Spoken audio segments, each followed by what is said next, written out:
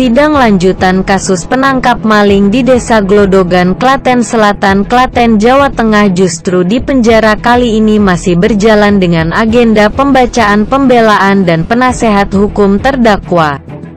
Kasus ini dianggap cacat hukum dan banyak kejanggalan pada sidang lanjutan. Dengan pembacaan putusan, warga berharap kedua terdakwa divonis bebas.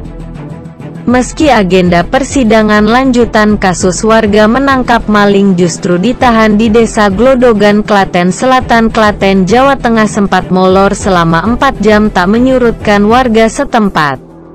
Semula persidangan dijadwalkan mulai pukul 11 siang, ternyata molor selama 4 jam. Warga antusias masih menunggu proses jalannya persidangan di kantor Kajari Klaten Selasa sore.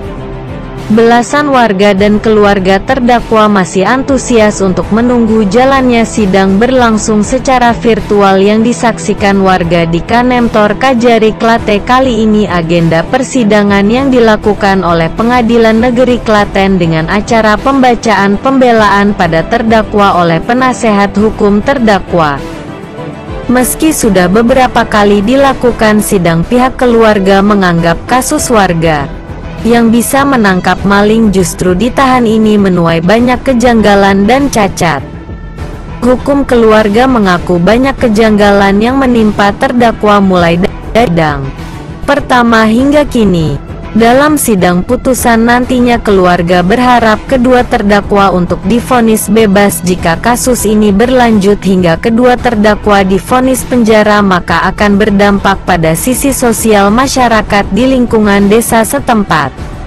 Sementara itu, menurut Kasih Pidana Umum Kejari Klaten Adi Nugraha menjelaskan, dalam persidangan putusan yang dijatuhkan pada terdakwa, hal ini berdasarkan keterangan saksi saat kejadian.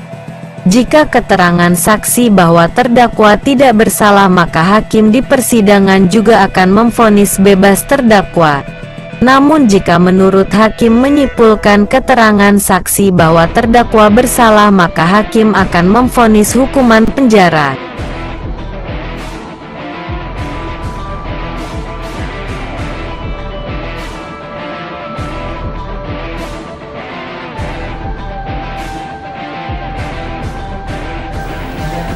Pada intinya, keluarga dan warga masih tetap bersemangat untuk mengikuti dan mengawal perjalanan sidang perkara kedua terdakwa ini.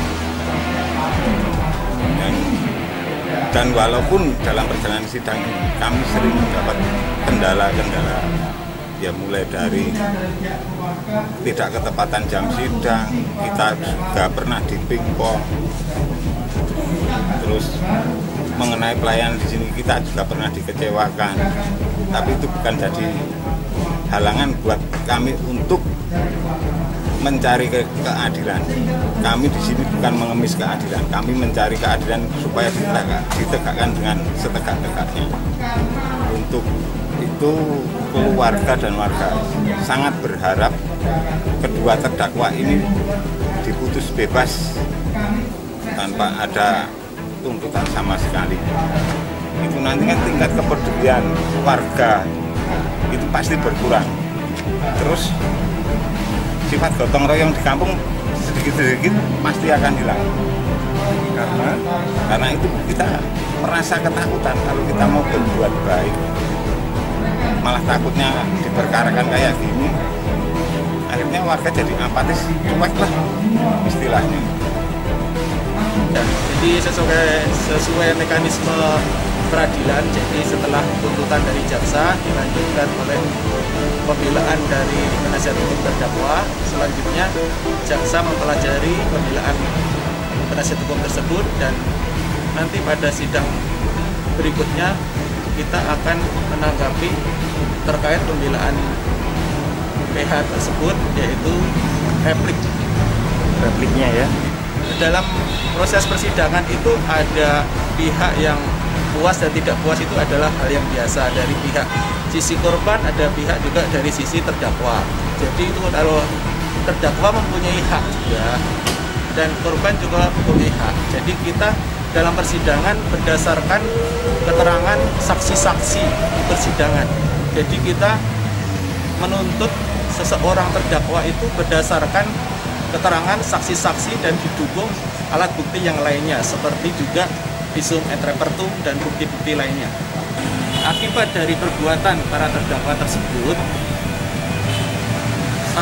saksi korban Londo mengalami luka patah jari kiri, jari manis kiri patah, dan luka memar di sekujur kepalanya.